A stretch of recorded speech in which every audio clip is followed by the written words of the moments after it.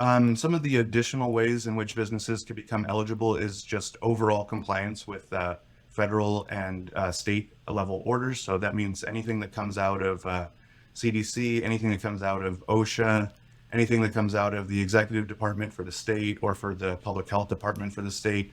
Those are the two typical agencies that provide governmental orders impacting businesses. So that means, was there an order that requested or required certain levels of social distancing that the business complied with? Did any governmental orders prescribe businesses to operate at certain capacity thresholds or down from certain capacity thresholds? That's very common in the restaurant industry, and said businesses had to go from 100% capacity down to 50% capacity.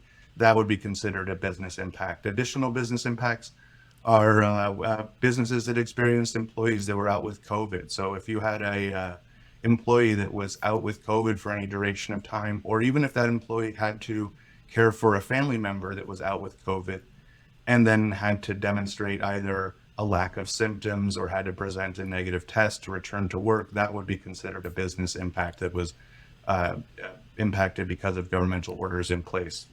In that particular instance, there's almost always state and federal orders that had certain recommendations or requirements for the presence and reporting of COVID and how you could participate with the workforce. So yeah, those are some of the factors. We also had to